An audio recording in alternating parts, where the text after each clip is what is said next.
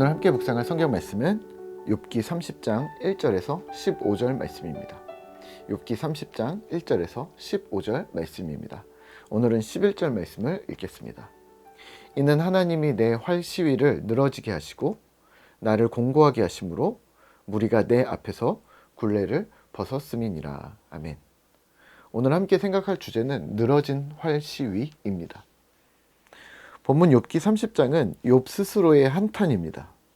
그리고 이 한탄의 이유가 자신도 아니고 그 어느 적군의 공격도 아니고 온전히 하나님 때문이라고 말합니다. 1절입니다. 그러나 이제는 나보다 젊은 자들이 나를 비웃는구나. 그들의 아비들은 내가 보기에 내 양떼를 지키는 개 중에도 둘만하지 못한 자들이니라.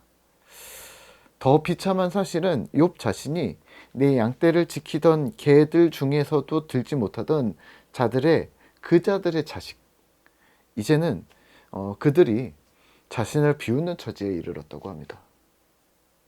그들은 사실 아무것도 아닌 짐승처럼 행동하고 말썽을 부려서 사람들 가운데서 쫓겨난 자들, 그 정도밖에 안 되는 자들이 별 볼 일 없거나 한때 욥의 도움까지 받았을지도 모르는 자들이 이제는 거꾸로 욥을 업신여기며 비웃으니 욥으로서는 기가 찬 형국이라고 말합니다. 10절입니다. 그들이 나를 미워하여 멀리하고 서슴지 않고 내 얼굴에 침을 뱉는도다. 이런 상황은 욥은 하나님이 원인이라고 합니다. 11절입니다. 이는 하나님이 내 활 시위를 늘어지게 하시고 나를 곤고하게 하심으로 무리가 내 앞에서 굴레를 벗었음이니라. 아멘. 활 시위는요, 전쟁에서 사용되는 무기이겠죠. 무기였을 뿐만 아니라 사실 남자에게는 어떤 생명력과 힘을 상징하는 것이었습니다. 이 활 시위가 늘어져서 이제 강력한 활을 쏠 수 없게 되었다는 말인데요. 마치 우리말로 하면 이빨 빠진 호랑이 정도라고 표현하면 될까요? 아니면 퇴물, 아니면 이제 쇠락, 이런 단어들로 바꿀 수 있을 것 같습니다. 건강이든 재력이든 육체적인 힘이든 그 어떤 것도 자랑할 것이 못 된다라고 합니다. 더불어 여기서 무리가 굴레를 벗었다는 말은요, 다른 사람들이겠죠? 그동안 그들을 제어하던 사슬이 풀러졌다고 보시면 되겠습니다. 내가 기르던 사나운 개의 목줄이 내가 힘이 약해진 틈을 타서 목줄을 끊고 오히려 주인인 나를 공격하는 것을 상상하시면 될 듯합니다. 고삐 뿔린 망아지인 거죠. 그러한 망아지가 이리저리 날뛰며 주변의 상황을 악화시키는 것을 이제 자신의 상황에 비유하고 있는 것이죠. 결국 이 모든 상황의 이유, 내 힘이 빠진 것, 근본 없는 자들의 고삐 풀어버린 것 둘 다 하나님 때문이라고 합니다. 내 활 시위가 늘어졌고 무리가 내 앞에서 굴레를 벗어 나를 공격한다는 말입니다. 이렇게 풀려진 그들은 욥을 무시했고 욥을 공격했고 욥을 비웃었습니다. 욥은 이런 상황에 처해 있음을 한탄하고 또 한탄합니다. 15절입니다. 순식간에 공포가 나를 에워싸고 그들이 내 품위를 바람같이 날려버리니 나의 구원은 구름같이 지나가 버렸구나. 아멘. 오늘 말씀을 묵상하며 우리는 무엇을 기억해야 할까요? 늘어진 활 시위입니다. 혹시 하나님이 모든 것을 가져가셨다고밖에 생각할 수 없는 절망에 휩싸일 때가 있을 것입니다. 내 손에 안에 있던 것들이 스르륵 빠져나갈 때를 경험하실 때가 있을 겁니다.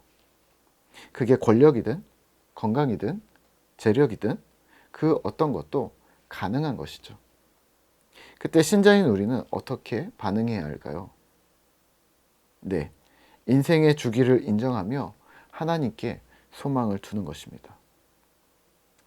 지난 개그 콘서트에서 한때 유명한 가수가 나와서 이런 고민 상담을 했습니다. 지나가는 세월을 잡을 수가 없네요. 더 젊어 보이는 방법이 없을까요? 김영희 씨가 할머니 역할로 상담을 하는데요. 이렇게 말했습니다. 지금도 충분히 아름다워. 현재에 만족하며 살라는 말인데요. 마찬가지입니다. 물론 오늘 욥처럼 고통을 지나가는 중에 이런 충고는 받아들여지지 않을 것입니다. 왜냐하면 아프고 힘든데 괴로운데 이를 만족하며 살라고 할 수는 없으니 말입니다. 이런 상황에서는 사실 여호와의 구원이 필요합니다.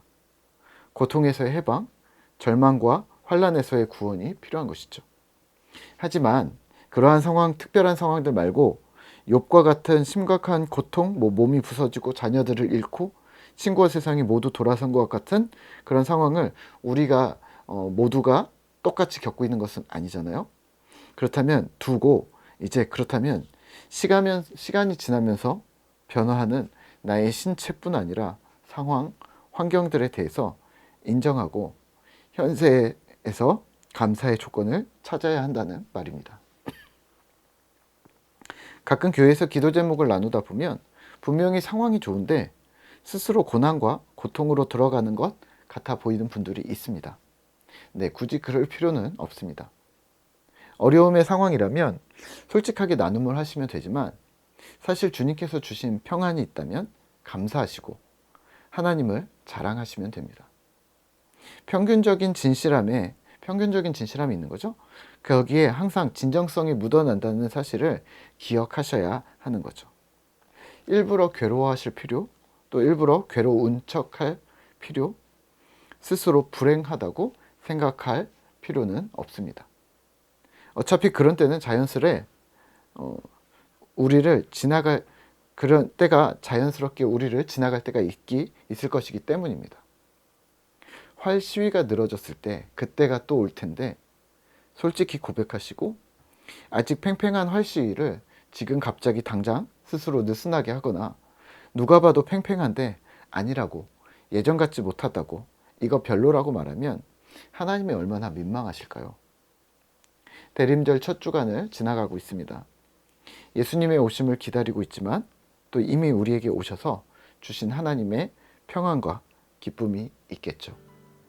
오늘 그 기쁨과 평안을 오늘도 감사하는, 그리고 또 더욱 더 감사의 조건을 찾아 경배와 자랑으로 삼는 신실한 꿈터 성도 되시기를 기도하겠습니다.